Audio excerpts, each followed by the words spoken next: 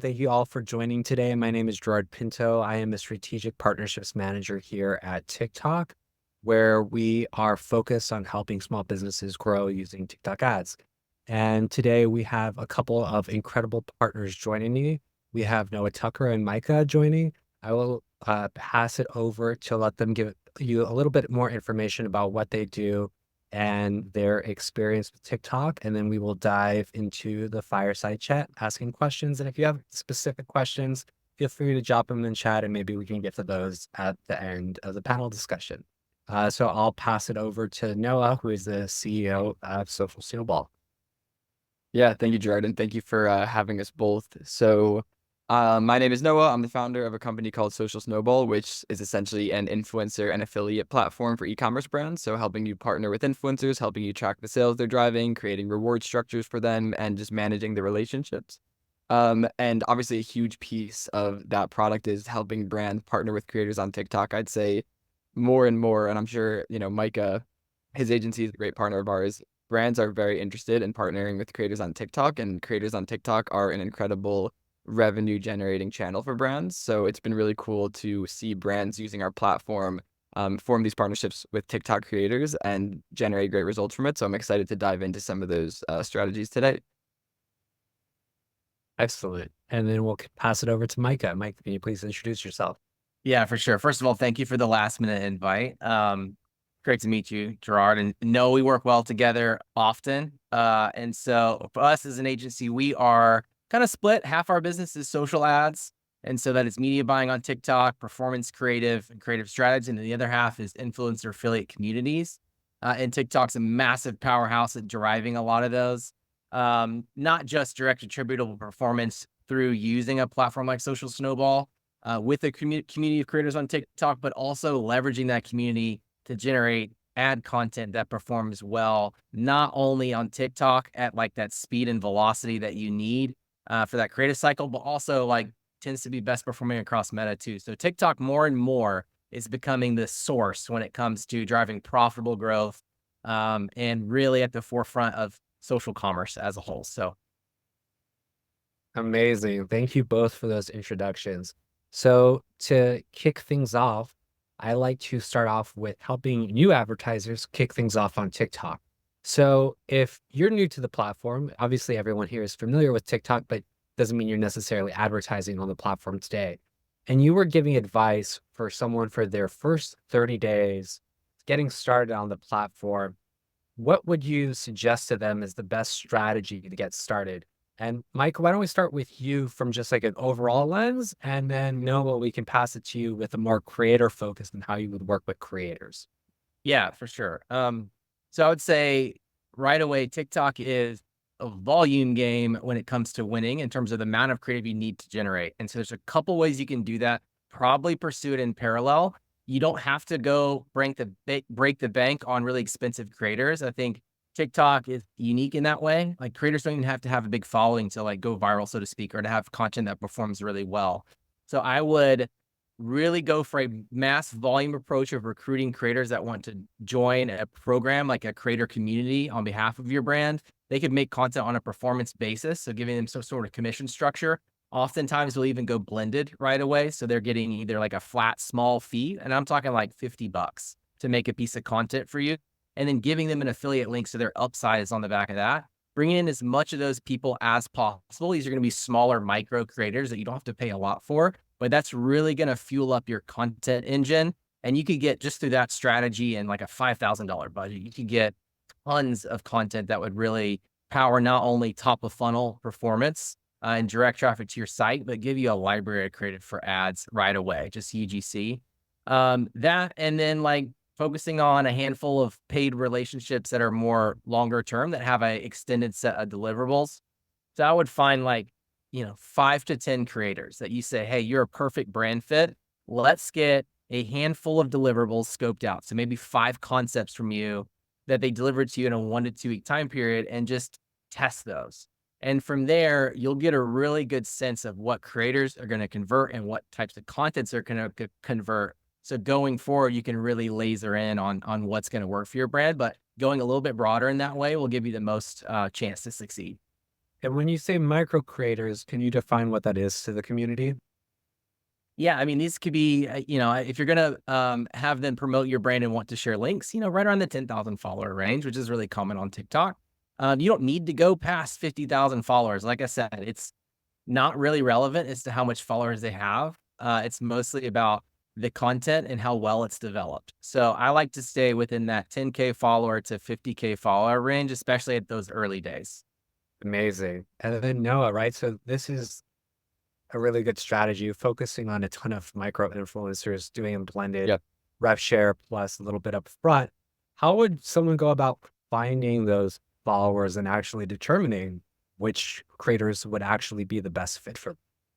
Yeah, it's a great question. And with smaller brands in particular that are just starting out, I feel like bandwidth is usually a big issue. Like you usually don't have a ton of resources to do outreach to creators and like manage a lot of invites and just like different pipeline stages of a collaboration. So one strategy that we always help brands deploy when they're just starting out, and I love this one because it's really just low hanging fruit. It's pretty set it and forget it. Is turning their customers into creators and turning them into affiliates post purchase and encouraging them to create content on TikTok and share their affiliate links in TikTok. And this could be very automated, so it doesn't require a lot of actual outreach to the customers. And so, an example of this is like whenever a new customer places an order on a brand store, they could do something like take that order data and use it to automatically generate the customer an affiliate account and generate them an affiliate link post purchase. Give that affiliate link to them natively on the order confirmation screen as soon as they complete the purchase, as well as in the post purchase emails through Klaviyo or whatever email tool they're using. And then in that messaging, when they're giving the customers their affiliate link, they could basically explain to the customers to post on TikTok with the affiliate link, and they could even give example creatives and example videos to make on TikTok that have historically done well, and encourage the customers to create similar content on TikTok. And it sort of just creates this flywheel on autopilot. Customers post-purchase can automatically be enrolled in a program like this with Social Snowball. They'll get their affiliate links and then they'll be posting on TikTok, and you won't have to do any of the actual recruitment. You'll just be, and your customers, you don't have to see the product to because they've already bought the product. It's very, very low cost and low effort. So I'd say for a brand just starting out that maybe doesn't have a ton of budget or resources allocated to this, there's no reason why you wouldn't want to encourage your customers to be affiliates and share on TikTok. It's pretty set it and forget it, and it could have pretty significant results as well. 100%. Can I add to that? No, as well. So, yeah, a few things. One, you never know who's going to convert the best. Like oftentimes in these communities, people that have 1 or 2,000 followers will drive a ton of revenue because their audience is perfectly matched. So you don't want to just weed them out just because you don't think that they may be a good influencer, so to speak. Like you'll be surprised. So that's one. And then as a pro tip, if you add in a layer of social listening to that, and you get alerts to when people are posting about your brand, then your team can either manually or in an automated fashion request spark codes to that content. And you can be getting hundreds of tag posts a month that you're getting spark codes for to potentially deploy as ads. And that is hundreds of pieces of UGC that you didn't have to pay for. It's all coming off the back of this flywheel. I love that. And here's just a fun little story, guys. I am not a creator, even though I work at TikTok. I've posted maybe about 4 videos. I have 50 followers. The first 3 videos that I posted ever were just, productivity tips. The fourth video I posted was about a product that I bought off of TikTok Shop. It was a Shilajit. I'm like, this is great. Everyone check this out. My first 3 videos got maybe 200 views. That fourth video got 30,000 views, and I think drove, $10,000, $15,000 of revenue back to that shop. So even me, who has like 10 followers, can make an impact on a business, right? So I love the focusing on the micro influencers. Now it doesn't matter the follower count; it matters just the quality of the video and if the product resonates with the audience, right? So I love what you're saying, Noah, about incentivizing existing customers, because I never thought of myself as a creator. But I wanted just to make a video because I like the product and support the brand because I was told to, and then I did. And it was cool to see the results come from that. So, thinking of TikTok and creators, I think we're not the first to obviously platform to, promote and have people work with creators out there. but I think we perfected it bias, but that's my bias, looking at the other competitors. But I love to get both of your takes on how working with creators has maybe shifted from like other platforms, and if the creator strategy differs when you look at like a Meta or Instagram versus TikTok. Yeah. It's changed the game, like, end to end. I would say, one, it's TikTok has really driven what I would call like a social commerce strategy where the creator themselves becomes the storefront. That idea has largely been championed and driven and sold through by TikTok. And that mindset is like just starting to stick. And I think is the future, just not just with TikTok, but platforms as a whole. And so I think taking a TikTok first strategy with content and with creators is ultimately setting yourself up to succeed across multiple platforms. But specifically how it's changed the game with influencer has shifted away from maybe like a more traditional approach where you negotiate deliverables. Everyone, especially on Instagram, like the rates are really high. That market is really matured, like the influencer landscape. TikTok is different. It's more creator forward. It's not as matured. And so you can get one as a brand, like way more output and results for your dollar by having a TikTok first strategy. So, and that is primarily because you don't need to have a huge following to do really well in the platform. And so it's become about the quality of the content is what determines how successful they can be. And so now you can find creators that make really high quality content. They may have not broken out, so to speak, from like a follower standpoint, but can drive a lot of performance for your brand. That not only like can help you reach organically, but also like power that ad strategy, like I mentioned. So it's gotten really a lot more cost effective in working with creators that way versus finding those that maybe have a really large following and paying them to post a set number of deliverables. Yeah, I totally agree, and I think also just, like, bigger picture, if you zoom back a bit, like, influencer marketing, when brands were deploying influencer strategies, like, let's say 5 years ago, the focus of those programs was around generating only exclusively around generating content and brand awareness, and there's been, like, a shift that's, been happening pre-TikTok Shop that's already kind of, like, influencer marketing is a little bit more focused on attributable revenue now because brands are kind of forced to look to for new ways to acquire customers beyond just paid ads. So like influencers obviously a natural acquisition channel if the focus of the programs are around that. And that's kind of, a trend that's been happening in general. And then with TikTok Shop coming out and defining, disrupting the influencer space more than it's ever been disrupted historically, and basically proving that the future of influencer is affiliate, everything has changed. And it's great for the brands because it's, much more cost effective and you can deploy, a huge creator strategy without having to deploy a lot of capital up front, which is incredibly powerful. And then like Mike is saying, you're able to acquire a ton of content that you could repurpose and use Spark codes and get the usage rights for and across beyond just TikTok, any ad platform. And you're acquiring the content without even having to pay necessarily for the deliverable. Often you're just inviting creators to an open collaboration or a target collaboration, and they're creating this content on their own on a performance only basis. So it's been really cool to see the shift of the perception of influencer marketing in the e-commerce space.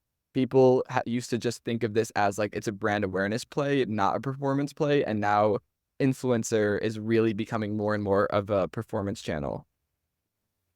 Yeah, I love both of those answers. You know, it sounds like, Micah, you touched on start with a bunch of creators, see what kind of content they produce, and then consider potentially upgrading some of the content that make into Spark ads, right? So like Yeah. how do you mix in, or how do you think about when do you convert something into a Spark ad? Do you have like a good ratio of like for every X amount of creators, I should be turning something into a Spark ad? And like, how much budget do you put to Spark ads and creator ads versus like other ads that your brand is might be running in parallel? Yeah. We try to get smart codes from every piece of content that comes to the community, just as a general rule. We even like to automate those requests via social listening. So like our mission is to just stack spark codes because you never know what's going to perform. And then TikTok, the media buying industry is hungry. So like you have to have a really high volume of creative to continue to scale. Otherwise, your efficiency will go up and down. So you have to have like a really full hopper of content to be able to phase it in and phase it out. Generally, I like to test broadly. Like we'll rank creative comes in like A, B, or C, but a lot of times your C content is your highest converting. So we'll do that, but we like to test and then look for signal. So like depending on the brand, it could be click-through rate, it could be ROAS on a piece of creative, but if something is converting and it generates one sale organically, for us, that is green lights to run that as an ad. And you'll know pretty quickly within like 7 days if it's going to scale. And if it doesn't, you've got 49 other Spark codes ready to plug in. So you just turn it off, rinse, repeat, and you'll hit your winners that you can scale for 7 or 14 days. At that point, it's like, okay, we've got either a concept that's working well or a creator that's working well. And oftentimes there we'll look to build longer term relationships with those converting creators. So at that point, it's not about a one and done. It's like, hey, this performed really well. Can we tee up 5 more videos with you and pay you a flat rate for those and get Spark codes right away?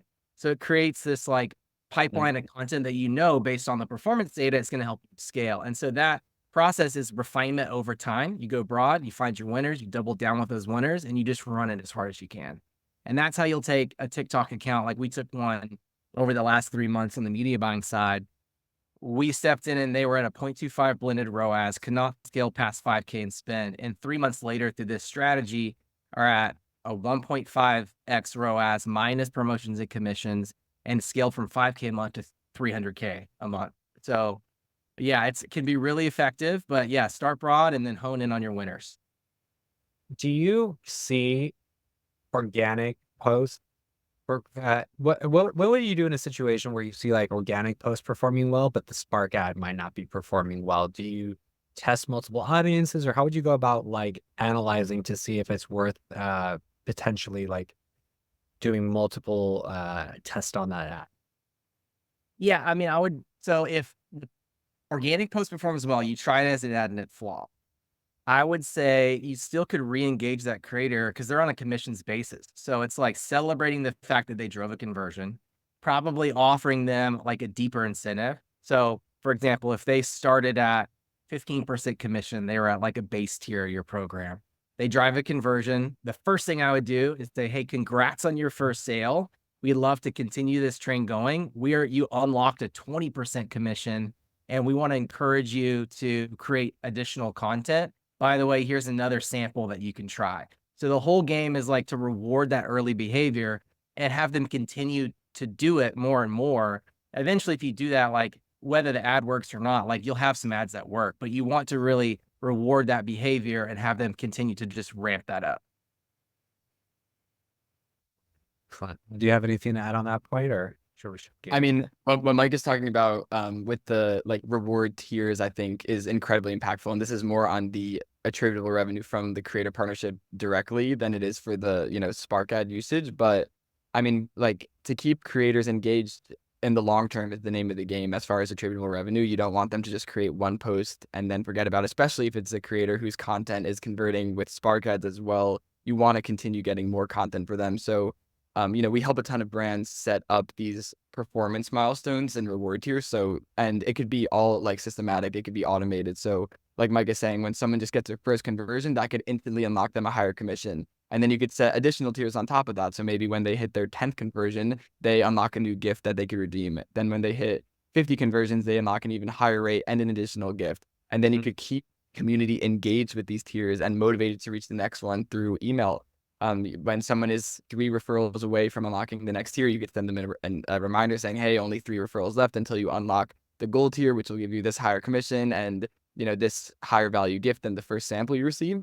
And using that strategy, like we've had brands that the amount of referrals per creator just completely skyrockets. It changes the game completely. And also as a side effect of that, of course, you're getting a ton of content that you could repurpose because the creators are just incentivized to continue posting over and over and over again to keep hitting those milestones. When you're thinking about commission, how would you initially suggest someone create a compelling commission structure out of the gate? Good question. Go ahead. I'll probably have, but you go first. Yeah, sure. I like to think of this. I think the general mistake brands make is going on the low side because it's like, oh, I get to choose what I pay to acquire a customer. Let's do this as low as possible. And I think that's a mistake because even if you can get, a really low commission and maybe like you're getting a 10x ROI on that, but it's not incentivizing that many creators and it's only generating like 1% of your GMV. That compared to maybe a slightly higher commission that's eating away a little bit more of your margins and giving you a 3x ROI, which is still really great, but generating 10% of your GMV, the latter of those two scenarios is dramatically more impactful for your business. So I encourage brands to be on the generous side. I like to frame this in my head as you want to kind of align it with your paid ad CPA target, maybe a little bit lower than whatever your paid ads CPA currently is, but something that's realistic, not like maybe slicing it in half. Because if you can give a commission that's on the competitive side, that's really encouraging creators and other brands are not, and you're still acquiring customers more affordably than with paid ads at that commission rate, that can be really, really significant for the business. Again, 10% of GMV at a 3x ROI versus a 10x ROI for 1% of your GMV. Like it's just not even comparable, the impact that has on your business. So long story short, go on the generous side and benchmark it against your paid ads CPA target. You just literally the words out of my mouth. This is why we're good partners. Yeah. The only thing I would add, the saying I like to use, you're either going to pay it to Zuck or you're going to pay it to your community. And by investing dollars into your community, you're actually building a moat around your business. And there's so much secondary value that's beyond the ROAS because that is an owned asset. It's like relationships that you're building. It's relationship capital. And you can leverage that in so many ways beyond even just like high powered ads. Like if you have a new product drop or whatever sort of marketing moment you're trying to push as a business, you've got that asset that's ready to mobilize on your behalf. So like there's so much more ROI long tail that you can't even measure. It's not even attributable that goes into like these communities. So very valuable. The other thing is like when we look at influencer affiliate community, everyone is like excited about ROAS. It's always what they say. But like I always try to push brands to think about LTV and particularly their LTV to CAC ratio as like the health benchmark. ROAS is important. Obviously, it's an efficiency metric, but really, if you are thinking about as a brand, how do we get more value long term out of customers and have LTV as your North Star? And then how effectively can we acquire a customer with an efficient CAC? Then you are able to spend more to acquire those initial customers than your competition, and then you will crush them because everyone else is thinking about standard affiliate commissions, 10, 15%, and everyone will want to join your community and you'll win like on a longer time horizon. So definitely think about your LTV. There's easy ways to calculate that, like Shopify plugin apps that will help you do it. But yeah, for sure, LTV CAC ratio is good North Star for these. And just one thing to add to that is often the LTV of customers referred from influencers and other customers and affiliates in general is usually higher than paid ads LTV, just because these are really high trust customers. So that's something else to keep in mind. If you could segment out the customers that were acquired from creators versus just all of your customers, your LTV is probably going to be higher and you might even have more wiggle room to play with commission. Oh, that's great.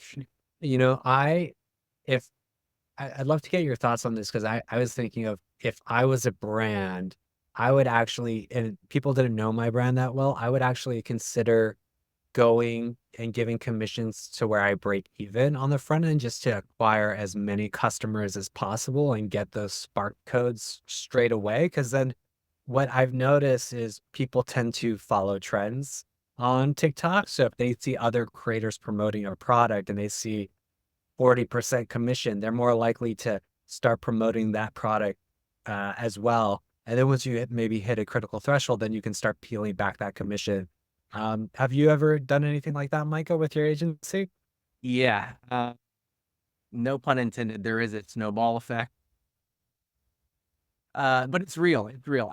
With TikTok, it's kind of, it works differently in that like efficiency follows virality.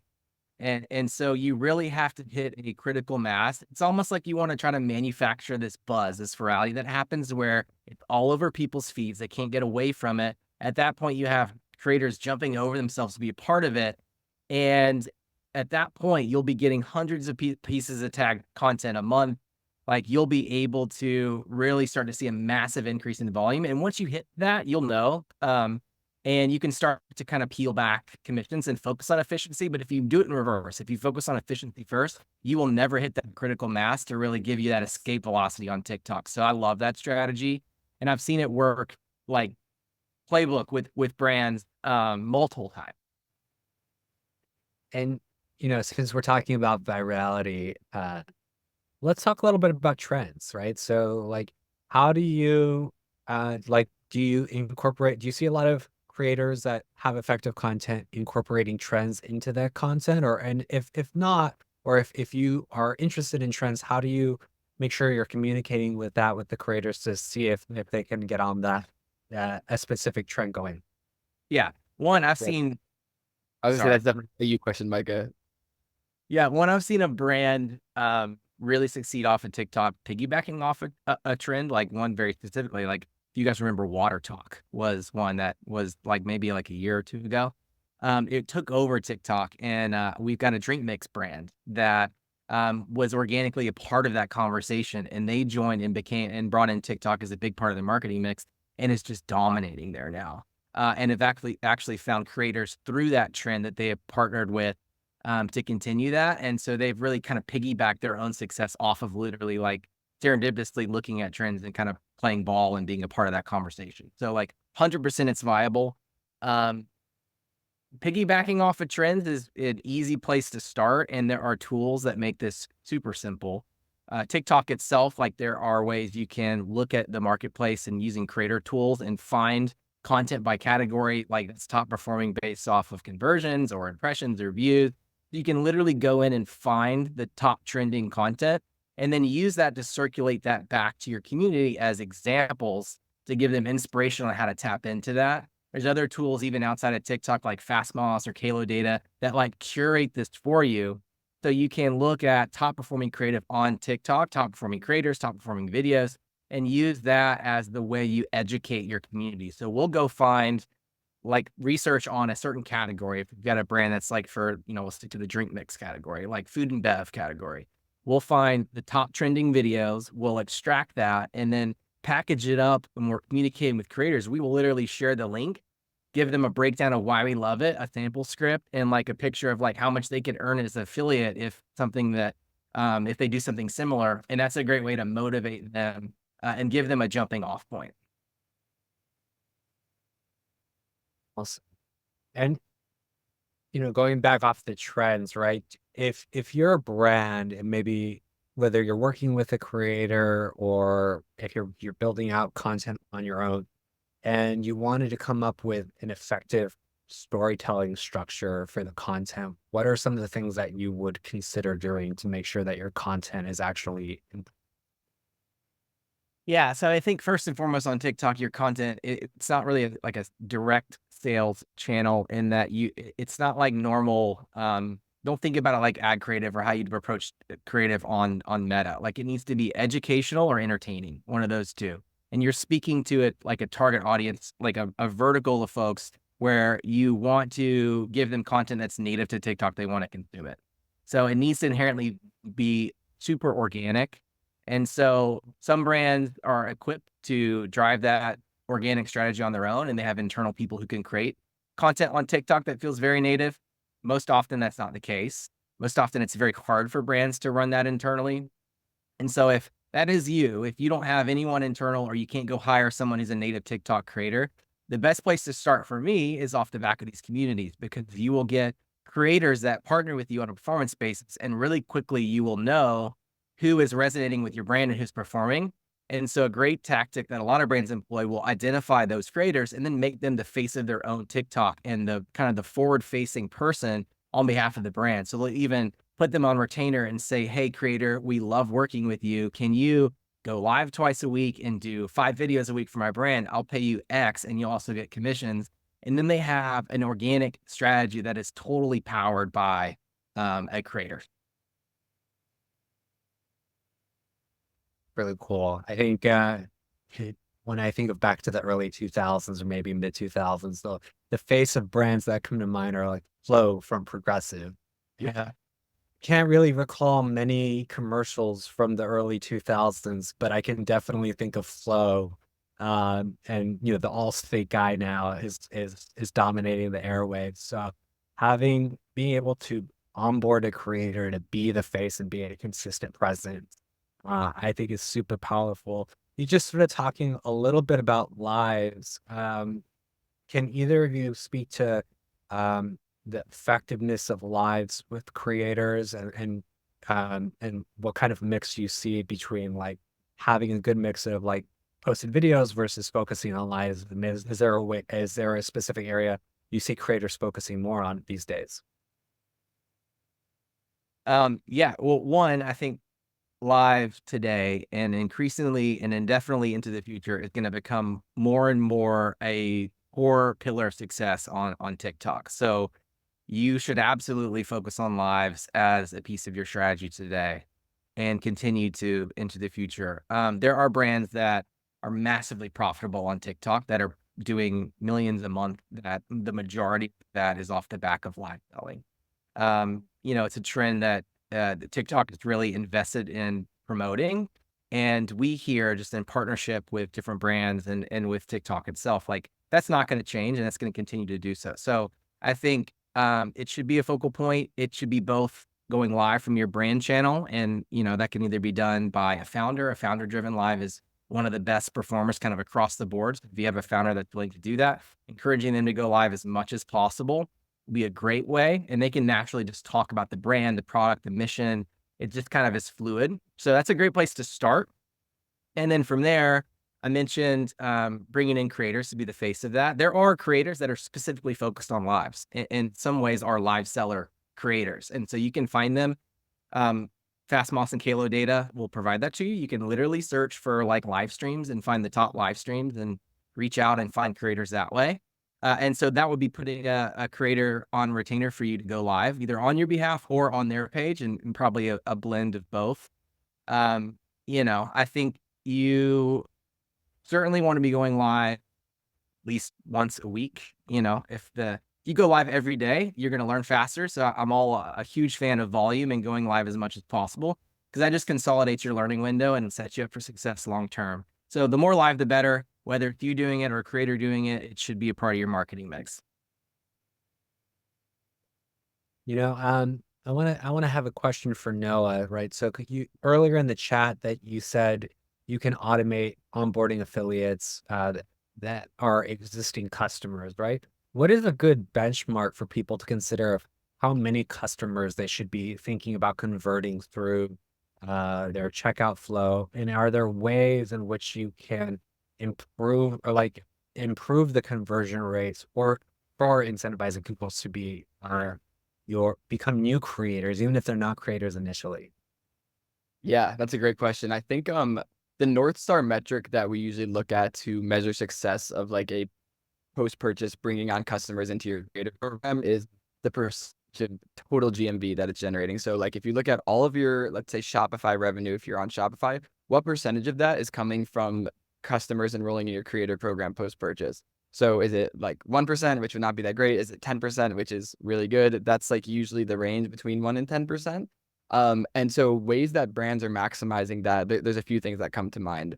One is really clear communication. So if the goal of this program is to get customers to post a TikTok using their affiliate link, you want to make that messaging extremely clear, and you want to have strategic reminders in the post-purchase journey when customers are going to be thinking about your brand. So of course, like after they make a purchase is a great time to just introduce them to the program. But then of course, after they get their product is a great time to ask them to film content, send examples of content that's performed well in the past, explain how the affiliate program works, send them their link again, just basically keep them engaged in the program. Once they have that first referral, then going back to the tier structure, creating those different reward milestones where they, will hit these different milestones and then unlock higher rewards is really great.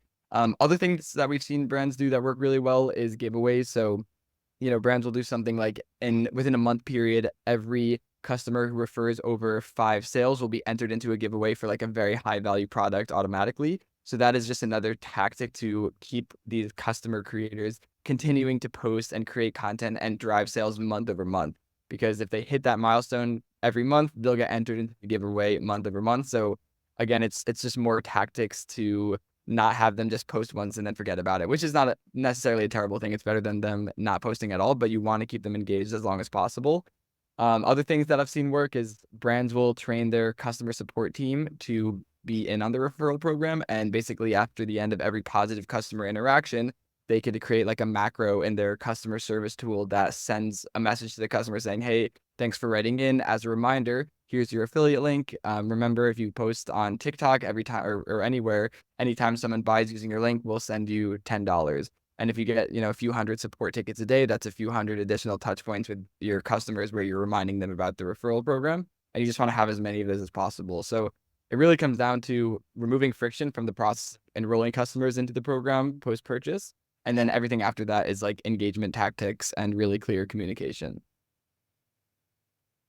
Yeah, really great points. And I love the idea of having a contest and really making sure that your CS team is engaging with the customer post purchase. So I used to, prior to TikTok, I used to work at Shopify, and then after Shopify, I ended up working at a company called Postscript, which is SMS marketing. And if I were thinking of, okay, how do I engage my customers post purchase? Typically, we send email drifts out, right? I think the thing brands need to be thinking about is the frequency in which they're making the asks specific to the channels that they're in. Like emails, most brands I see in anywhere from they get between 10 to 30% open rates, 1 to 2% click-through rates. If you incorporate text messages though into your flows, guys, you can get up to 90, 95% open rates, 10 to 50% click-through rates. So asking post-purchase by sending text messages on top of the emails, I think is a really great way to incentivize that further. Additionally, shout out to Postscript because I used to work for them. Postscript offers cashback versus discounts, which helps increase customer AOV because instead of offering a discount on the price, now they're going to go spend because they see they have $50 in their account waiting for them. So if you offer them cash back, if they make a video and become an affiliate for you, then you're increasing the cart and the LTV of that customer and getting content. So very really great ways to think about that. I loved getting the CS team to engage. Micah, is there anything you want to add potentially on these points? Yeah. I think keep it simple for the first step. Like oftentimes I'll see brands only incentivize based on performance of a conversion. And so if you do that, sometimes you'll get churn like in your program. Like people will never get that. So they'll post once and I see the conversion kind of fall off because that time delay between the action and the reward is just like a little bit too long. So I think if you're thinking specifically about referral mechanics is like if you have that post-purchase, you'll get 5% of the people who check out probably opt in. First thing to do is to reward them fast and gamify that process so they become sticky. So really simple offer mechanics like do X, get Y, and have that do be like create content for you and post it. I don't even care at that point if it drives a conversion or not, because if I can get more people to create that content and create that feedback loop where they're feeling excited about creating that content and they get a reward off of that, more of them will likely make it through to conversion, which is where they get super sticky. So keep your first reward really simple and be generous with that. And then have tiers as they get into higher conversion thresholds where you're rewarding them more. That's great advice. So I guess one of the things that I want to ask is if you're working with 50 creators, though, 100 creators, 1,000 creators, managing those creators can get quite complicated, very time intensive. How do you both managing the creators and go about that to make sure that you're getting the maximum ROI with not taking up so much of your time supporting all these folks? Yeah, I'll give Snowball a shout out on this one. So the way I think about this, it's like an 80-20 rule, right? So like with these programs, it has to be support volume and scale because that is how you win, but also it has to feel one-to-one because at the end of the day, you're building relationships. And so you have to look to automate as much of that process as you can, making it feel one-to-one and based off of like real human behavior so that your team's time and attention can be spent on the 20% that is the top percent of converting creators and really nurturing those deeper. And that could be as deep as like one-to-one calls and touch bases and being on a personal text thread with them. Because the ROI on that time at that top percent is really high. But for the bottom 80%, you need it to be automated. And so using Social Snowball and having tiers where you're gamifying that process and then integrating with Klaviyo, whether it be email or SMS, to use as event triggers, like you can make that communication feel very one-on-one and tailored to their experience, but it's all automated. So definitely encourage like taking full advantage of both tiers and then automation workflows so that your team's time is really spent on that like top percent. Yeah, I mean, strongly agree. Strongly agree. I think you can't have the one-to-one relationship with everyone, so you got to put the focus of, your own bandwidth where you're going to get the biggest ROI. And yeah, I mean, with tech, like we've been able to solve for a lot of these things. Like there's a lot of trigger events that we're sending to your Klaviyo or PostScript account so that you could have, as much as seemingly personal, one-to-one conversations as possible, even though it's fully automated. So yeah, I mean, the more you can automate, the better. And having, your bandwidth focused just on the relationships that give you the highest ROI is definitely the way to go. Right. And so Noah, you can segment, correct me if I'm wrong, but you can segment based on the individual creator as well, right? Through Social Snowball. So hypothetically, you could create unique flows in your email service provider and sequences based on that individual creator. And I would imagine you would get higher conversion as a result of that, correct? Yeah, you could. I mean, you could segment based off a lot of things. It could be people who are unengaged in the program. Maybe they haven't gotten a conversion in the past 30 days. That could trigger a flow to re-engage them. It could be someone who's been not getting a lot of conversions and all of a sudden getting a lot of conversions. Maybe you want to segment them into the tier where you do give them one-to-one personal relationships. So yeah, basically any data that has to do with your influencer affiliates, you could use to create segments in your ESP and then, build flows off of that. So yeah, there's a lot of creativity that you could do with the data that's sent, from Social Snowball to Klaviyo or whatever email tool you're using.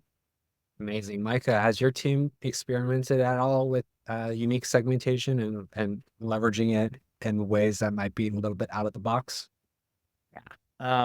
Well, one, it's the name of the game for like any program, for sure. And even in some ways, like we're looking to do social listening and add that in too. So you can actually like trigger events based on what people are actually saying and if they're engaging with you. So yeah, I mean, it's nuanced like for every brand, like there's different touch points. And so like for us, when we start a project, we will go deep on like figuring out that like ideal offer incentive strategy and how to gamify that process. What are the events that like ladder up to all those, and then building out those unique segments and email flows like on a per brand basis. So it really kind of depends, but like really you're not only limited by your own creativity there. Mm. Right. You mentioned social listening a few times throughout this panel. How does someone get started in social listening? What are the tools and things that they need to look for to? Yeah, I mean, there's lots of platforms that do. My personal favorite's Refunnel. Great team and it's a more affordable option than like say like an archive, but you may already have a tool depending on what you're set up with. But yeah, I'd recommend everyone check out Refunnel. They also integrate with Klaviyo. And we are trying to tie all of these systems together so they work really cohesively. So like the data sharing between Klaviyo and Snowball and Refunnel, and maybe even like an off platform CRM, like all of that is tied in together. So we're able to segment like regardless of activity and what it is that we're doing. So guys, I think we are running almost at time now. I want to just open the floor to both of you if you had some final thoughts about creators or TikTok in general that you would like to share, maybe any last pieces of advice that you could give the audience today. If they, 80/20, like if they're focusing on a few things and like major takeaways, whether things we shared, whether things that we left out, what are the things that you want to highlight? We'll start with Noah. Sure. Yeah, I think it's a really exciting time to kind of recap like the future of influencer is affiliate, and it's really cool to see the shift in the industry, towards attributable revenue from these partnerships, and brands are able to really launch these massive influencer affiliate communities like Mike and his agency do, where the focus is affiliate. And for brands that don't have the bandwidth to do a ton of outreach, you can, deploy one of these post-purchase programs that we're talking about. I would definitely recommend reaching out to Micah because his agency does an incredible job. I could say they use Social Snowball, so I've seen the results that they're able to generate. Managing these programs can be a bit time intensive. I don't know the ins and outs of what they do, but I know they do it well.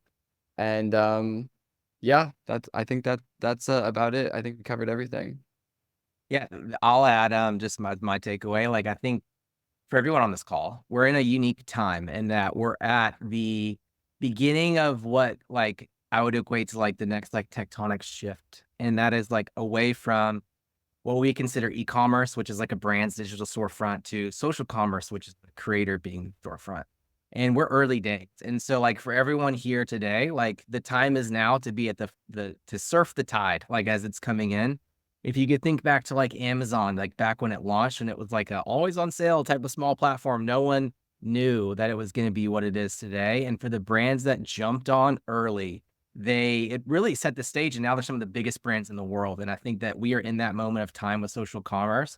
So encourage everyone, if you're considering it, to like take the leap, invest in it now, and you will be set up downfield in the future to really capture all the momentum that's coming then I think over the next 10 years. Amazing. And then the final thoughts that I would like to leave everyone is what I think makes TikTok unique from other platforms is that the audience on TikTok really relates to authentic and raw content. It does not have to be professionally shot. It doesn't have to have all this razzle dazzle or an refined aesthetic that you would need to have on another platform like Instagram. We have over 1 billion monthly active users worldwide.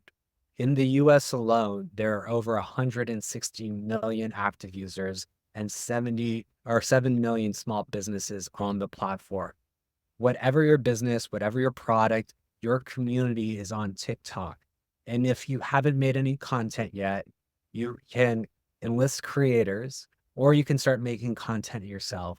And by sharing your story, expressing the struggles, the hardships, the real you and your business, you're going to be successful as long as you are consistent. It's not about follower count, as Micah stated in the beginning. It's just about having one video that resonates with the right audience, and then that can really up spiral you into success. So on that, I want to thank both Micah and Noah for joining me today. In the chat, guys, I linked to both Social Snowball and Micah's agency. Highly recommend if you want to take the next step with TikTok and you want to implement a killer creator strategy, check them out, work with them. These guys are top notch. Thank you all so much for joining. We really appreciate your time, and we're looking forward to the next one. Guys, this has been an absolute pleasure. Thanks, Gerard. Appreciate it. Really appreciate you. Thank you. All right, take care, everyone. Bye-bye.